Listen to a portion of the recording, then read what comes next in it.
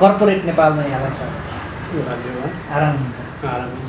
तपाईँ एकजना उद्यमी, एकजना वित्तीय परामर्शदाता, सँगसँगै ऊर्जा क्षेत्रमा केही काम गर्दै गर्नुभएको व्यक्तित्व। कस्तो रहेछ आजका दिनमा नेपालमा लगानीको वातावरण?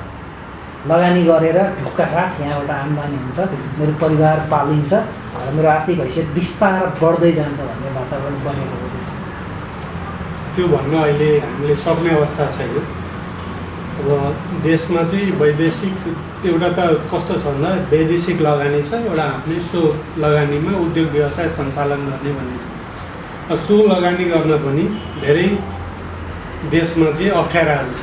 एउटा त कस्तो छ भन्दाखेरि प्राइभेट सेक्टरकै स्थानीय तहदेखि लिएर गभर्मेन्ट लेभलसम्मका अप्ठ्याराहरू छन्। यहाँ चाहिँ अब सो लगानी गर्नेहरूले चाहिँ अहिले नेपालमा हामीले भन्नुपर्दाखेरि चाहिँ जबरजस्ती नै उद्योग सञ्चालन गरेर सबैलाई आर्थिक सहायता पनि दिनुपर्ने भन्ने अवस्था छ। त्यसले गर्दा अहिलेसम्म उद्योगको वातावरण चाहिँ राम्रो छ भन्नु मिल्दैन।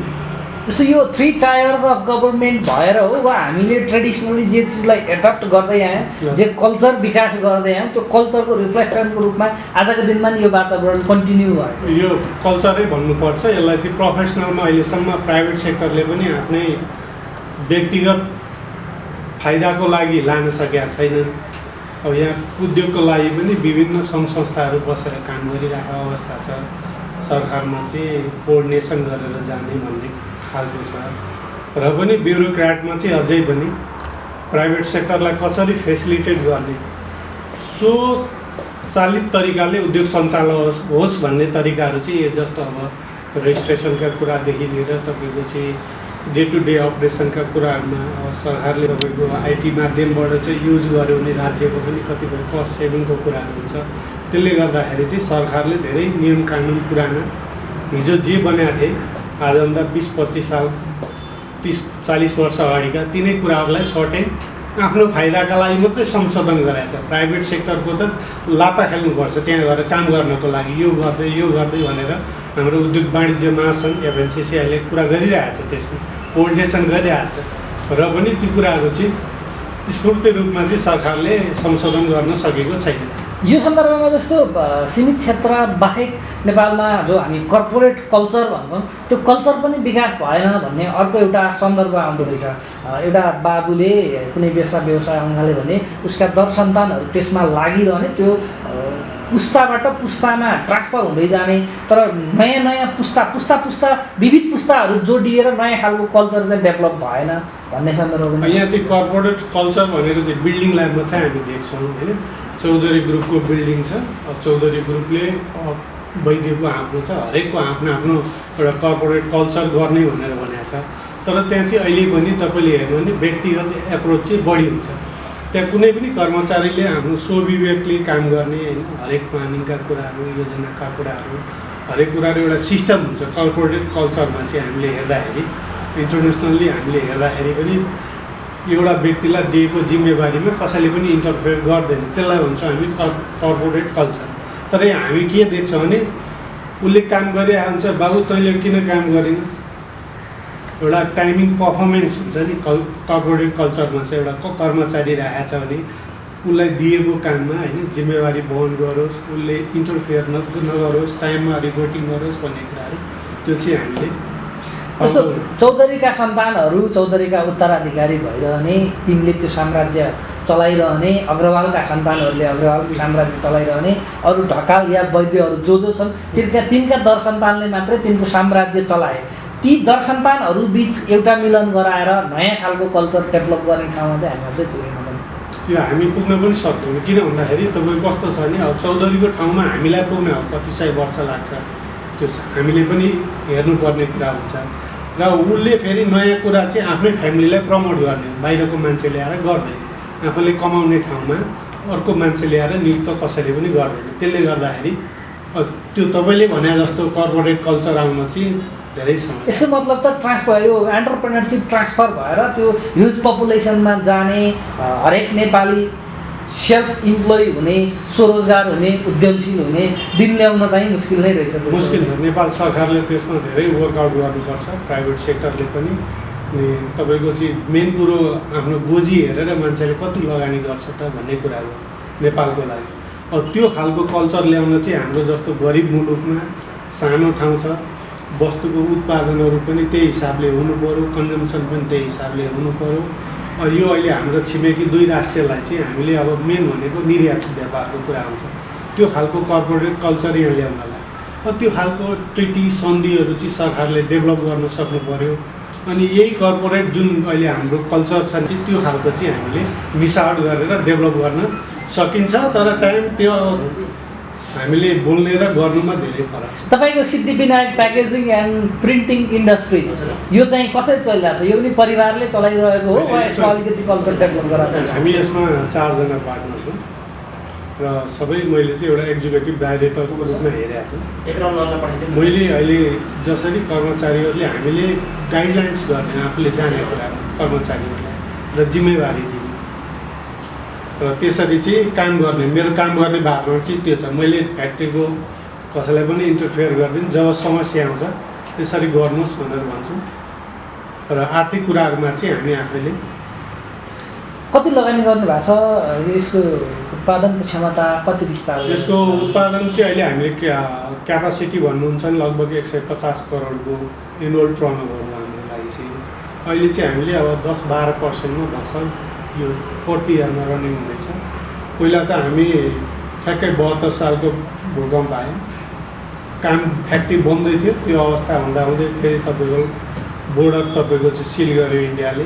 त्यसमा पनि तपाईँको चाहिँ सबै हाम्रो मात्रै समग्र नहुन्, समग्र उद्योग व्यवसाय देशै धरा सही स्थितिमा भयो, आर्थिक स्थिति पनि। अनि त्यसपछि फेरि गुज्रियौँ। अब अहिले आएर कोभिडले फेरि समस्या कति वर्ष उद्योग व्यवसायलाई धकेल्या छ, एउटा व्यक्तिलाई पनि, एउटा बाटोमा लेबर काम गर्नेलाई पनि, तपाईँलाई पनि, सबैलाई कति वर्ष पछाडि धकेल्या छ त्यो अहिले लेखाजोखा केही पनि थाहा हुँदैन। अबको 6 महिना वर्ष दिनपछि थाहा हुन्छ त्यसको हामी कहाँ पुग्छौँ भन्ने कुराहरू। त्यसले गर्दाखेरि चाहिँ अहिलेको स्थितिमा कसरी गुज्रिएका छौँ भन्ने कुरा चाहिँ समग्र उद्योग व्यवसायको स्थिति धेरै नै अप्ठ्यारो स्थितिमा छ। कार्टुन बनाउनुहुन्छ, कच्चा पदार्थ कहाँबाट आउँछ? अहिले चाहिँ पहिला हामीले सुरुमा इन्डियाबाट आउँथ्यो, अहिले चाहिँ नेपालमा स्वदेशी उद्योगहरू तपाईँको खुलेका छन् र मेटेरियलको पनि। त्यसले गर्दाखेरि चाहिँ आयात अहिले हामीले टोटल्ली 100% नेपालकै कन्जम्सन। कस्तो रहेछ कार्टुन इन्डस्ट्रिजको वर्तमान र सम्भावित भविष्य भ्यालु एडिसन कति पाइँदो रहेछ? भ्यालु एडिसन त अब हामी कर्पोरेट सेक्टर जस्तो ठुल्ठुलो इन्डस्ट्री मल्टिनेसनलमा काम गर्दाखेरि उनीहरूको कस्टिङ, हाम्रो कस्टिङ उनीहरूलाई थाहा हुन्छ ठुलो इन्डस्ट्रीलाई। त्यसले गर्दाखेरि हाम्रो मेन इन्डस्ट्री भने इन्डस्ट्री बेस इन्डस्ट्री हो हाम्रो चाहिँ प्याकेजिङ भने।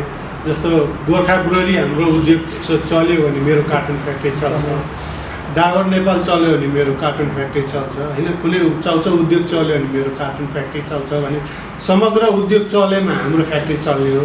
त्यसले गर्दाखेरि अब त्यो वातावरण चाहिँ तपाईँको अहिले अब हामी बिस्तारै ग्रोइङ फेजमा छौँ, तर भविष्य यसको धेरै राम्रो छ। जब चाइनाको यो नाकाहरू खुल्छ यहाँको उत्पादन धेरै सस्तो हुन्छ चाइनाभन्दा।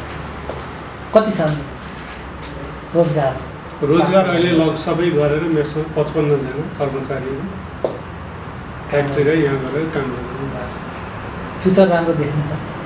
फ्युचर अब यस्तै स्थिति भयो भने त कतिन्जेल टिकेला र उद्योग व्यवसाय सेक्टरमा पनि सरकारले अहिलेको अवस्थामा पनि केही कुराहरू एड्रेस गरेका छैन होइन। हामी हाम्रो छाता सङ्गठन उद्योग वाणिज्य महासङ्घ त्यसलाई पनि अब कुराहरू गरिरहेछ, विभिन्न खालको लेभलमा मिटिङहरू भइरहेका छन्।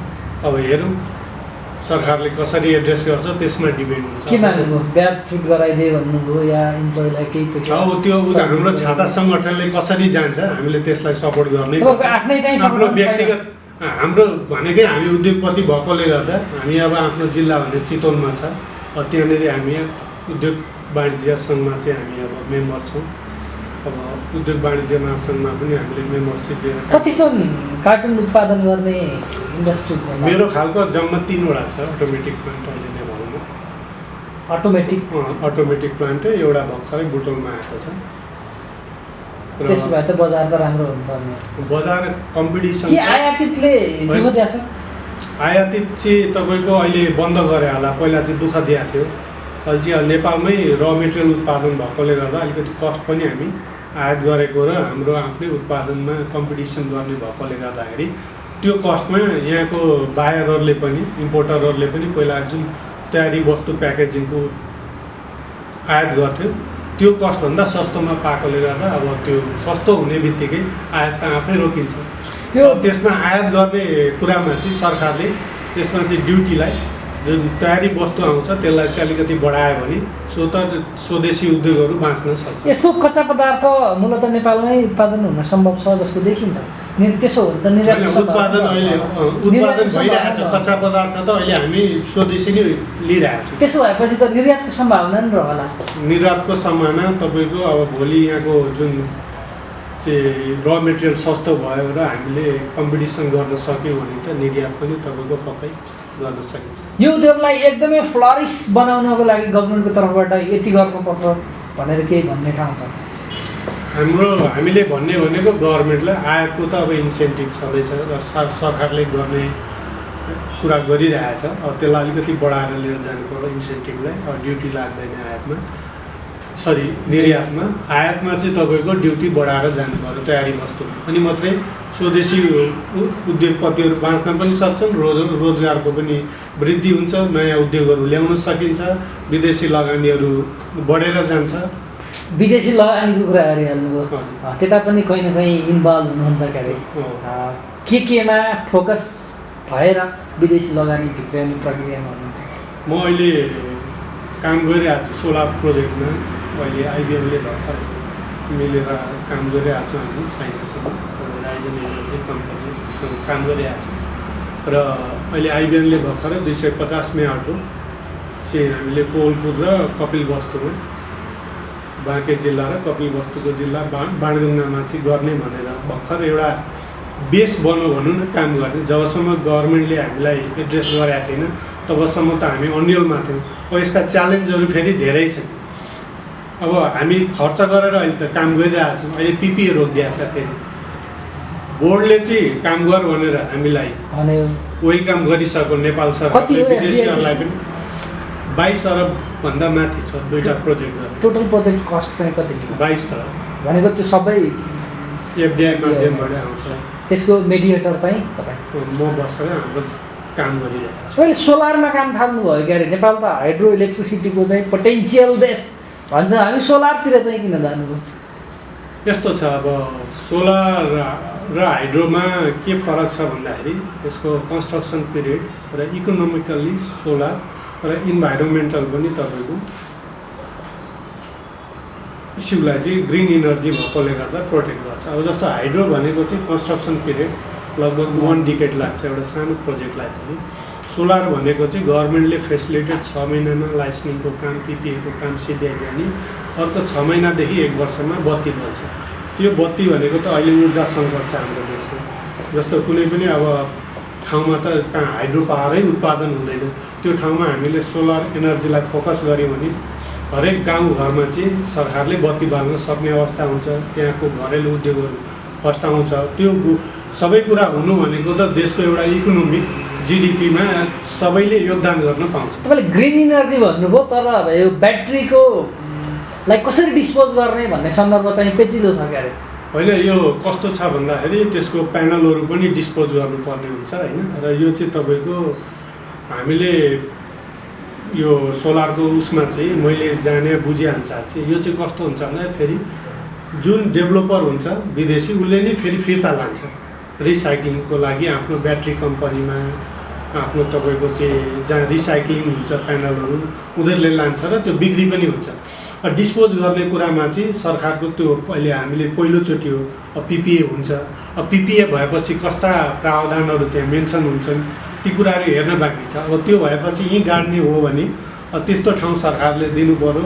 त्यसलाई चाहिँ 100 वर्षसम्म त्यो डिस्पोज हुँदैन, त्यस्तो खालको चिजहरू। त्यसले गर्दाखेरि अधिकांश त्यो कवाडलाई बेचिदिने अथवा फिर्ता लिने भन्ने कुरोमा चाहिँ बढी राम्रो हुन्छ। किन भन्दाखेरि त्यो भयो भने जसले म्यानुफ्याक्चर गर्छ यो चिज उसलाई त कस्ट अफ प्रोडक्सन पनि सस्तो हुने भयो फेरि रिसेल गर्नको लागि। कसरी कन्भिन्स गराउनु भयो विदेशीलाई यहाँ सोलरमा लगानी गरौँ भनेर? होइन, उनीहरूले चाहिँ अहिले नेपाल इलेक्ट्रिसिटी अथोरिटीको 25 मेगावाटको यो नुवाकोटमा काम गरिरहेको छ। त्यसमा चाहिँ म एउटा कन्सल्टेन्टको रूपमा काम गरिरहेको थिएँ, फाइनेन्सियल कन्सल्टेन्टको रूपमा। कुरा गर्दै जाँदा सबै कुराहरू उनीहरूले मेरो पर्फर्मेन्स होइन टिमको पर्फर्मेन्स हेरेर चाहिँ यो काम पनि गर्न सकिन्छ भन्ने उनीहरूले कुरा गर्दा सकिन्छ किन नसकिने भनेर एउटा टिम डेभलप भयो र आज यो अवस्थामा आइपुग्यो। जस्तो हाइड्रो पावरतिर हेर्ने हो भने 30-35 वर्षमा सरकारलाई प्रोजेक्ट ह्यान्डओभर गर्नुपर्छ भन्ने रहेछ। यो सोलर इनर्जीमा चाहिँ के हो? 25 वर्षसम्म छ। झन् थोरै कमाइ सकिन्छ 25 वर्षमा 22,000 लगानी, अब त्यो बढ्दै जाँदा कति पुग्ने हो? त्यो तपाईँको चाहिँ यो विदेशीहरू चाहिँ कस्तो नि एउटा नेपाललाई जुन चाइनिज कम्पनी छ एउटा सहयोग पनि हुन्छ यो बेलामा ऊर्जा सङ्कटको बेलामा भन्ने हिसाबले गरेको छ। अनि ऊ फेरि सबै कुरा एउटा रिसर्चर कम्पनी पनि हो, रिसर्च गर्ने पनि उसको आफ्नो सबै उत्पादन आफ्नो भएकोले आफ्नो प्रडक्ट मात्रै बेच्यो भने पनि एउटा बत्ती बाल्न सकिन्छ भन्ने अवस्थामा भनेको यहाँ जुन कम्पनीले लगानी गर्दैछ त्यो यहाँ निर्माण हुने संरचनाका लागि आवश्यक सामग्री ऊ आफै उत्पादक पनि हो। तपाईँले आफैले चाहिँ परामर्श दिँदा यसरी यति वर्षमा यति कमाइ हुन्छ त भन्नुभयो होला नि त। अनि त्यो त हामीले फिजिबिलिटी रिपोर्ट गरेका छ होइन, सबैले फिजिबिलिटी त्यसको स्टडी हुन्छ, इन्जिनियरिङ फिजिबिलिटी हुन्छ। त्यो काम गर्दा लिगलले तपाईँको एडभाइजरहरूले डिडिए गर्छ, पहिला ड्यु डिलिजेन्स अडिट रिपोर्ट गर्छ, त्यसपछि फिजिबिलिटी हुन्छ। त्यो कुरा सबै भइसकेपछि उनीहरू आफूले पनि गर्छ, लगानी गर्ने मान्छेले त मैले भनेर मात्रै जम्प गर्दैन, उनीहरू पनि अब अरबौँको त्यो ट्रान्जेक्सन हुन्छ। उनीहरूले पनि गर्दाखेरि उनीहरूको आफ्नो प्रोडक्ट पनि बिक्री हुने र नेपाललाई सहयोग पनि भन्ने हिसाबले लो मार्जिनमा काम गर्नलाई तपाईँको भित्र्या। नेपालमा यो ऊर्जाको क्षेत्र जहिल्यै त्यसका सवालहरू पेचिला बन्दै आए, चाहे त्यो हाइड्रो पावरतिर काम गर्ने हुन् या सोलर इनर्जीमा काम गर्ने हुन्। एउटा जमाना थियो सोलर इनर्जीवालाहरूलाई माफिया भन्थ्यो। लकडाउन यो लोड सेडिङ सकियो, त्यसपछि त्यसको नयाँ सन्दर्भ आएको छ। नयाँ सन्दर्भमा सरकारले ठुला प्रोजेक्टहरू चलाउने भनेकै छ।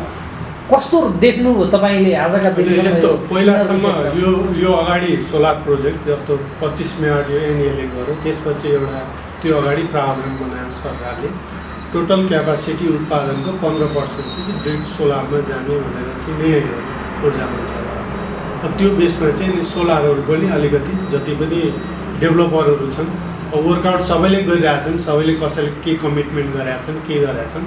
अब एउटा तपाईँ डोल्मा फाउन्डेसन भन्नेले पनि यो अगाडि 170 मेगावाटको चाहिँ तपाईँको आइबिएनबाटै नेपाल इन्भेस्टमेन्ट बोर्डबाटै एप्रुभ लिइसकेको लगभग 2 वर्ष कति भइसक्यो मलाई एक्ज्याक्ट थाहा छैन। अब हाम्रो चाहिँ भर्खरै अस्ति लास्ट फ्राइडेको डिसिजनबाट आएको छ। अब यो नयाँ हो नेपाल सरकारको लागि र यसलाई अब कसरी जान्छ भन्ने कुरा सबैको लागि नयाँ छ। त्यो भोलिको दिनले बताउँछ। यो हाइड्रो इनर्जीको सिनारियो चाहिँ कस्तो देख्नुभयो यो बिचमा? हाइड्रो एनर्जी कस्तो थियो भन्दाखेरि तपाईँको लगभग 5 वर्ष अगाडि एकदमै चार्मिङ थियो यो। त्यसपछि चाहिँ यो चार्मिङ किन घटेको भन्नुहुन्छ भने अब कतिपय प्रोजेक्टहरू साना प्रोजेक्ट योभन्दा अगाडिका उत्पादन गरेर कति पेनाल्टी तिरेर बसेको अवस्था छ। अब अहिले प्राइभेट सेक्टरलाई यो राम्रो छैन भनेर कसैलाई काम गरिरहेका साथीभाइहरूलाई त्यो भन्न पनि मिल्दैन। तर अब फ्युचर भनेको चाहिँ सरकारले ठुल्ठुला योजनाहरू बनाउँदै आयो भने जनताले चाहिँ प्राइभेटलाई भन्दा सरकारलाई विश्वास गर्ने स्थिति छ। त्यहाँभन्दा त्यसबाट प्रष्ट हुन्छ यसभित्र के हुन्छन्, कस्ता खेल हुन्छन् भन्ने कुराहरू चाहिँ जनताको लगानी चाहिँ कसैको व्यक्तिगत इन्ट्रेस्टले गर्दा त्यति सुरक्षित देखिँदैन। ब्याङ्कको लगानी भने पनि जनताकै पैसा, त्यसलाई चाहिँ सरकारले एउटा प्राइभेट सेक्टरलाई पनि मोनिटरिङ गर्ने, प्रोजेक्ट कसरी बनिरहेछ, त्यसका रुल कसरी चाहिँ ब्याङ्किङ फन्डहरू युटिलाइजेसन भइरहेछ, क्यासको मुभमेन्ट कसरी भइरहेछ र त्यसमा लाग्ने मेटेरियलहरू जे छन् हाइड्रो पावरको एउटा थम रुल बनाउनुपर्छ। जस्तो पेनस्टक पाइप यतिभन्दा पर्दैन इन्टरनेसनल मार्केटमा, एउटा चाहिँ टर्बाइन यतिभन्दा पर्दैन, सिभिल कस्ट चाहिँ एउटा टनल खन्दाको यतिभन्दा पर्दैन भन्ने त पैसा चाहिँ मैले लगानी पनि उत्साहवर्धक रूपले आउँछ, सुरक्षित हुने भएकोले गर्दाखेरि र व्यवसाय पनि राम्रो भएर जान्छ। आजका दिनमा त हजारौँ मेगावाटका लाइसेन्सहरू डेभलपरका हातमा छन् झोलामा छन्। धेरै डेभलपर म परियोजना बनाउँछु भनेर लगानी जुटाउन खोजिरहेका छन्। सर्वसाधारणले त्यसको 100 रुपियाँको सेयर, एक कितालाई 100 रुपियाँ भन्दा नि खरिद गरिदिरहेका छैनन्। यसले त नेपालको हाइड्रो पोटेन्सियालिटीमा राम्रो सङ्केत चाहिँ गर्दैन है। मैले अघि दोहोऱ्याएँ त्यो कुरा होइन। प्लिज। अब कस्तो छ भन्दाखेरि इमान्दारिता हुनु पर्यो। हाइड्रो पावर प्राइभेट सेक्टरमा जसले डेभलप गराएको छ इमान्दारिता हुनु पर्यो। त्यो इमान्दारिता चाहिँ जनताले विश्वास गरेको अवस्था छैन। 5 वर्ष अगाडिको र आजको स्थिति हेर्ने भने त्यो चाहिँ जो अगाडि फ्रन्ट टिममा बसेर काम गरिरहेको छ उसले आफ्नै लागि मात्रै काम गरे स्थिति देखिया छ। त्यसले गर्दाखेरि जनताले त्यो तपाईँले पोटेन्सियल कुरा गर्नुभएको छ त्यो कुरामा त्यति अग्रसर भएको अवस्था देखिँदैन। र राज्यले चाहिँ अहिले मैले भनेको कुराहरू त्यो कुरालाई एउटा थम्ब रुल बनाइदियो भने कुनै पनि प्रोक्युरमेन्टको कुनै पनि कन्स्ट्रक्सनको त्यो बेसमा बसेर चाहिँ प्राइभेट सेक्टरले काम गर्न सक्यो भने त्यो प्राइभेट सेक्टरले काम गर्ने भनेको पनि जनताकै पैसा हो। ब्याङ्कबाट बोरोइङ गर्ने ऋण खाने भने त्यही जनताकै पैसा हो, जनताकै निक्षेप हो। त्यसले गर्दाखेरि ती कुराहरूलाई चाहिँ सरकारले एड्रेस गर्नै पर्छ, नभए ठुलो दुर्घटना हुन पनि सक्छ। विद्युत नियमन आयोग आए पछाडि यो जलविद्युत क्षेत्रको विकृति सबै हट्छ, सबैलाई त्यसैले ठिक पार्छ भन्ने थियो। तर त्यसमा पनि त्यस्तो खालको प्रावधान त रहेनछ। होइन, त्यो कस्तो छ भन्दाखेरि भर्खरै अब 6-7 महिना 1 वर्ष भयो त्यो आएको होइन। अहिलेसम्म अफिस सेटअप पनि राम्रो भइसकेको अवस्था छैन। मलाई जहाँसम्म म एकचोटि डिओइडी विद्युत विकास विभागमा जाँदाखेरि भर्खर त्यहाँ आउनु भएको छ भन्ने सुनेको थिएँ। अब त्यो संस्था आएको हो, त्यो नियमन आयोग आएको भन्दा चाहिँ तपाईँको एनइएमा भएको विकृतिलाई कन्ट्रोल गर्ने भनेर एउटा छुट्टै अखडा बनाएको विभाग तपाईँको चाहिँ राखेको।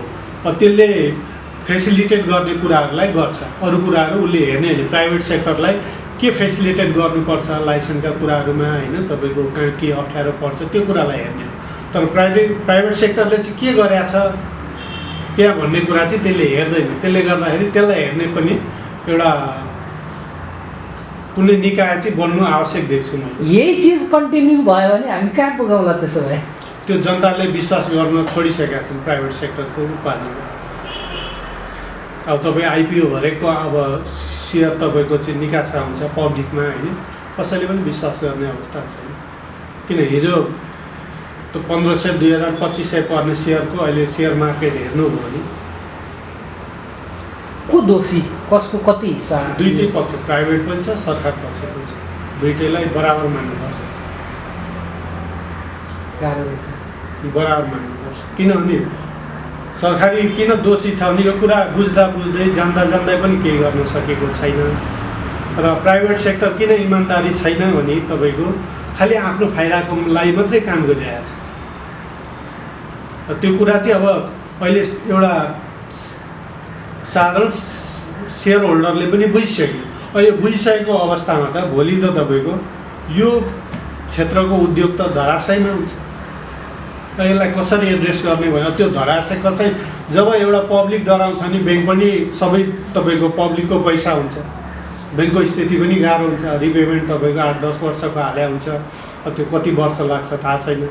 अब डेभलोपर जो फ्रन्ट टिममा बसेर काम गर्छ उसले चाहिँ पब्लिक सेक्टर जनतालाई कसको पैसा हेर्दैन, आफूलाई मात्रै हेर्छ।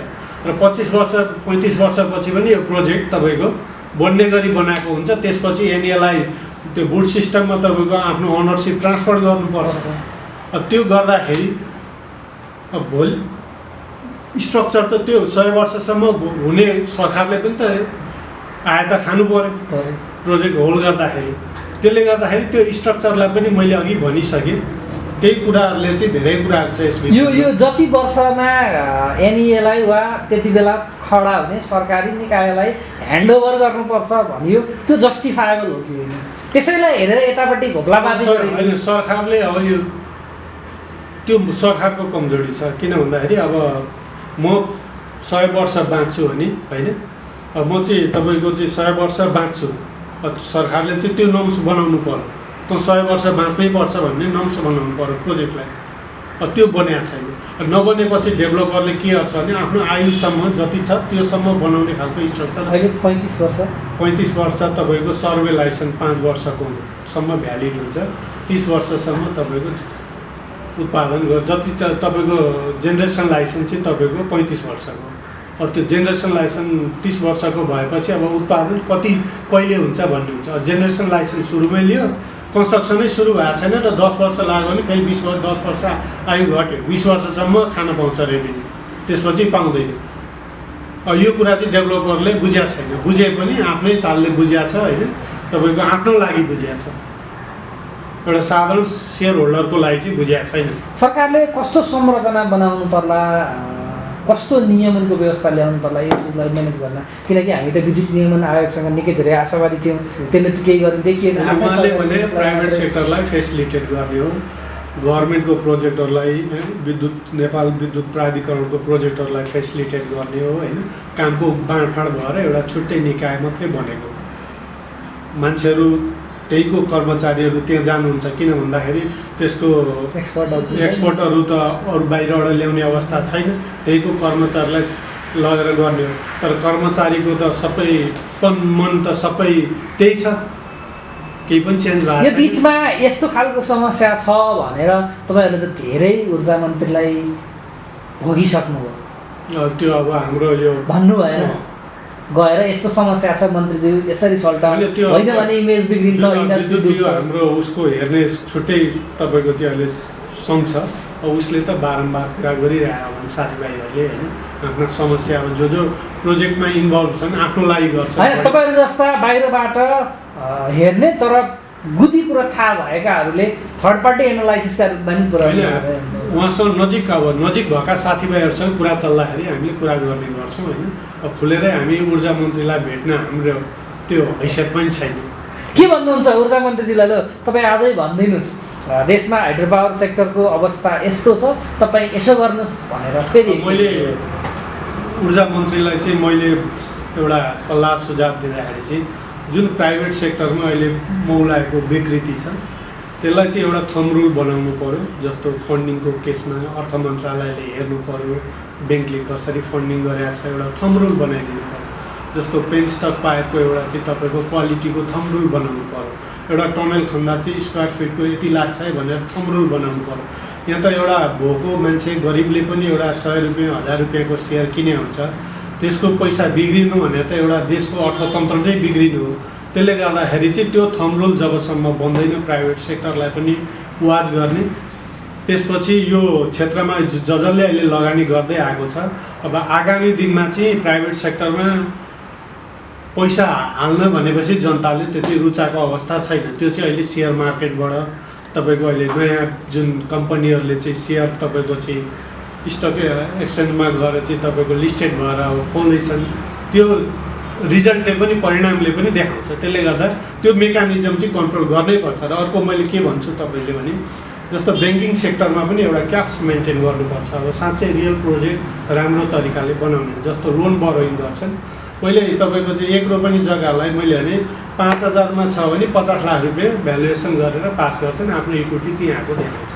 अब ब्याङ्किङले के गर्नु पऱ्यो भने पहिला त 60-40मा जानु पऱ्यो फाइनेन्सिङ पनि, किन यिनीहरूले त डेभलपरले त जनताकै ब्याङ्कै पैसा, जनताको जताबाट पनि जनताकै पैसा भनेपछि 60-40 गर्नु पऱ्यो। र तपाईँको जति पनि यो कन्सल्टेन्टहरूले ब्याङ्किङ कन्सल्टेन्टहरूले आफूले एपोइन्टमेन्ट गरेको परामर्शदाताहरू हुन्छ, थम रुल बनाउनु परेको कहाँको जग्गा कति छ, सरकारी भ्यालु यति छ, मार्केट यति छ, त्यो बेसमा चाहिँ तपाईँको सर्टिफिकेसन गर्नु पऱ्यो। त्यो भयो भने चाहिँ तपाईँको अलिकति 60-40 गएपछि पहिला पुरै क्याप्साल भन्नु पऱ्यो क्या डेभलपर। साँच्चै रियल बनाउने हो भने त आफ्नो पैसा पहिला हालोस् न, लगानी गरौँ, अनि त्यसपछि ब्याङ्कले फेसिलिटेट गर्नु पऱ्यो ऋणहरू। अनि त्यसलाई पनि कन्ट्रोल गर्ने चाहिँ एउटा मेकानिजम हुनैपर्छ अर्थ मन्त्रालयको पनि, तिमीले योसम्म मात्रै फन्डिङ गर यो सेक्टरमा भनेर। सरकारले चाहिँ भनेको छ अहिले ऊर्जा उद्योगलाई चाहिँ प्राथमिक उद्योग भनेर घोषणा गरेको छ, त्यसलाई चाहिँ कुनै हालतमा नरोक भनेर। त्यसले गर्दाखेरि यसलाई पनि किन भन्दा त्यो कहीँ पनि तपाईँको नियम कानुन बनेन र फ्री छोड्यो भने त्यो पक्कै पनि त्यहाँ दुर्घटना हुन्छ।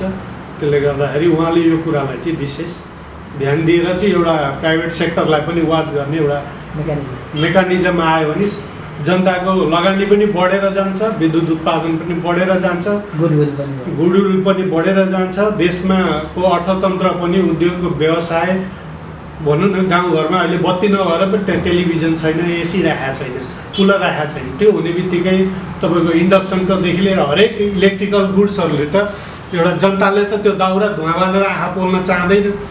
किन भोलि वासिङ मेसिन राख्छ, घोटेर चाहिँ 2 गाग्रा पानी बोकेर गर्थ्यो नि, वासिङ मेसिन राख्छ भनेपछि इलेक्ट्रिसिटी कन्जम्सन 5000 तपाईँको भनौँ न मेगावाटसम्म नेपालमा त्यति अप्ठ्यारो स्थिति छैन। Last but not the least तपाईँलाई सेयर गर्नुपर्ने थप कुरा केही छन् भन्ने लागेको छ भने सेयर होइन, तपाईँले जुन अहिले यहाँ मलाई आएर बोल्ने मौका दिनुभयो त्यसको लागि धेरै धेरै धन्यवाद। र अरू कुराहरू फेरि त्यस्तो केही भयो भने हामी सम्पर्कमा रहिरहनेछौँ। र जति पनि अहिले श्रोताहरू हुनुहुन्छ उहाँहरूलाई पनि मेरो नमस्कार अनि धन्यवाद। हस्, महत्त्वपूर्ण समय र विचारको लागि यहाँलाई धेरै धेरै धन्यवाद। हस्, थ्याङ्क यू।